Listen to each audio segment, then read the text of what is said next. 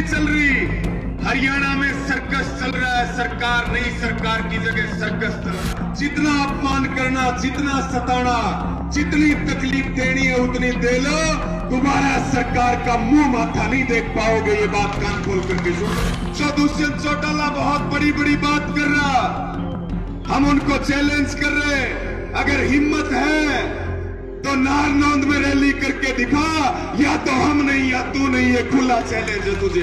और हरियाणा की सरकार कुंभकर्णी नींद में सोई हुई है। सरकार का हाल देख करके हम कह सकते हैं कि हरियाणा में सरकार नहीं चल रही, हरियाणा में सर्कस चल रहा है। सरकार नहीं, सरकार की जगह सर्कस चल रहा है। और साथियों, दो तीन बातों के ऊपर मैं आपका ध्यान दिलाना चाहूंगा, क्योंकि जो हमारी कमेटी है, जो आंदोलन का सबसे बढ़िया तरीका होता है, उस तरीके से आंदोलन चला रहे, और ये बहुत क्रांतिकारी धरती है।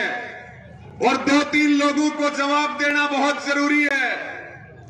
पिछले दिनों रामकुमार गौतम बोल रहे थे बास में, बोला ये जो खेड़ी चौपटा में बैठे हैं ये हरामखोर हैं। हम उनको रामकुमार गौतम जी को बताना चाहते हैं, वो बार बार कहते हैं मेरी चलती नहीं है सरकार में। आपको ध्यान होगा जब किसान आंदोलन था तब 3 काले कानूनों के खिलाफ विधायकों का एक वोट मांगा था, याद है कि नहीं है? उस समय रामकुमार गौतम ने हमें वोट नहीं दिया था, उन्होंने वोट खट्टर को दिया था, उन्होंने वोट दुष्यंत को दिया था। यानी कि रामकुमार गौतम किसानों का गद्दार है, ये बात वो कान खोल करके सुन ले। और अगर उससे उसकी चलती नहीं है तो फिर वो सरकार में क्यों बैठा? अपने विधायक पद से इस्तीफा दे, विधायकी करने के लिए नारनौंद में बहुत लोग बैठे, अपनी कुर्सी छोड़ दे। जो आज तेरे को हरामखोर नजर आ रहे, हमारे ही वोट लेकर के विधायक बना, और हम खराब फसल का मुआवजा मांग रहे। काम का टाइम पर यहां बैठे ही भी इस वक्त एक आदमी के 2 आदमी हो रहे हैं कि नहीं हो रहे हैं बताओ? और उसके बाद हम धरने पर बैठे। तो हम रामकुमार गौतम को बताना चाहते हैं, जैसे किसान आंदोलन में आपको गांव में पैर नहीं टेकने दिया था, या तो अपनी जुबान को लगाम लगा लो, नहीं तो विधायक तो रहेगा लेकिन नारनौंद की धरती पे किसी गांव में नहीं आ सकेगा। ये बात कान खोल करके सुन लो। और साथियों, ये जो किसान है, ये जो यूनियन है, यहां तमाम हमारे नेता बैठे, इनका काम कोतरी जैसा है, जिसकी मंडेर पर बैठ जाए उसका नाश हो जाएगा।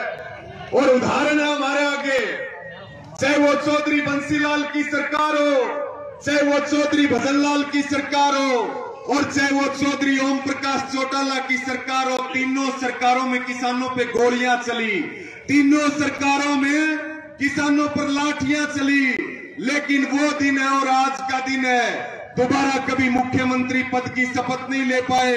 और उन तीनों से भी आगे मनोहर लाल खट्टर निकला, उन तीनों से भी आगे दुष्यंत चौटाला निकला। जितना अपमान करना, जितना सताना, जितनी तकलीफ देनी है उतनी दे लो, दोबारा सरकार का मुंह माथा नहीं देख पाओगे। ये बात कान खोल करके सुन लो।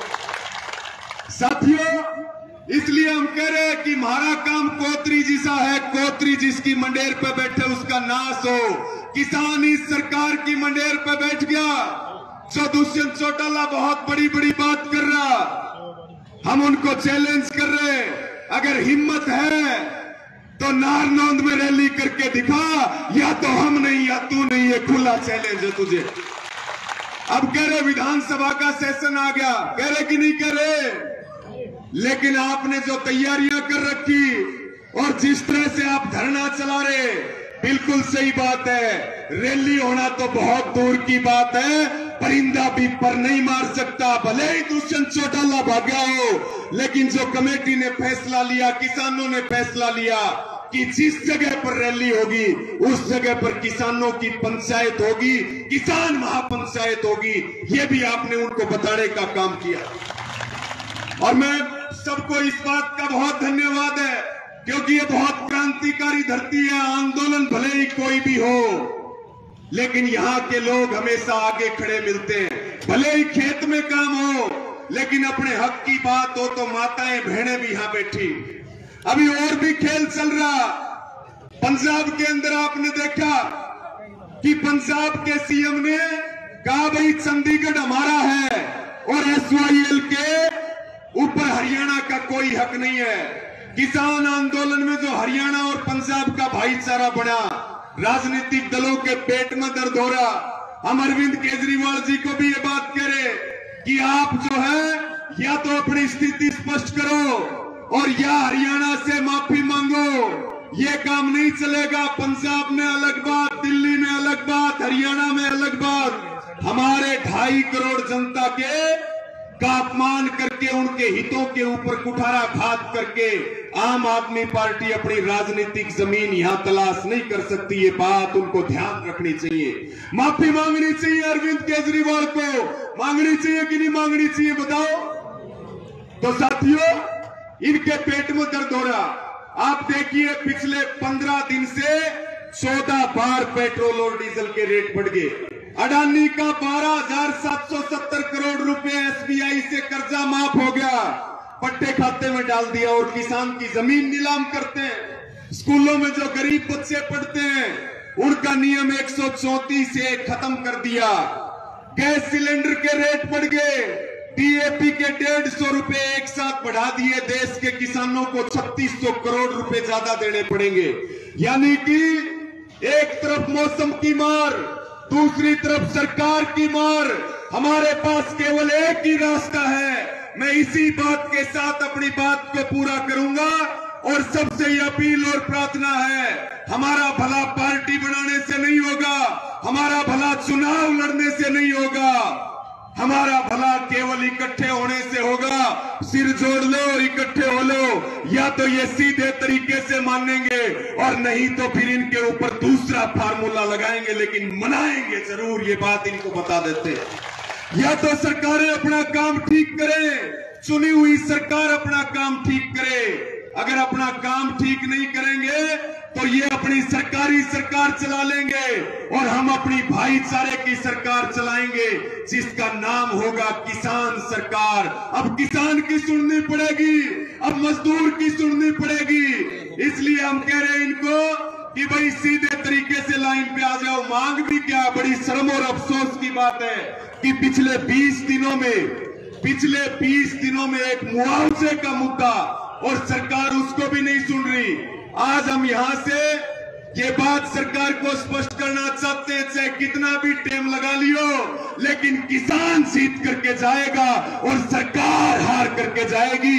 इसी के साथ आप सबने मुझे समय दिया, आपने मेरी बात को सुना। हमारे बीच में और भी मेहमान आए हैं, उन सबका भी स्वागत है, अभिनंदन है। और कल की जो हमारी नारनौंद की रैली है, क्योंकि आज रात को हम भी यहीं अपने धरना स्थल के ऊपर रात को किसानों के बीच ही रहेंगे, क्योंकि ये युद्ध है, ये क्रांति है, ये आंदोलन है। यहाँ पर किसी को न्योंदा और निमंत्रण नहीं दिया जाता। अगर कहीं भी हमारा किसान परेशान है, अगर कहीं भी हमारा किसान तकलीफ में है, तो ये हमारी जिम्मेदारी है कि हम सब मिलकर के कंधे से कंधा मिला करके शांति, धैर्य, अनुशासन के साथ लड़ाई लड़े। और साथियों, हम कल भी जीते, हम आज कल भी जीते थे और हम आज भी जीतेंगे। ना कभी हारे हैं और ना कभी हारेंगे। किसान केवल जीतना जानता है, केवल जीतना जानता है। हमसे जुड़े रहने के लिए हमारे YouTube चैनल को सब्सक्राइब करें और नई वीडियो की नोटिफिकेशन के लिए बेल आइकॉन को दबाएं।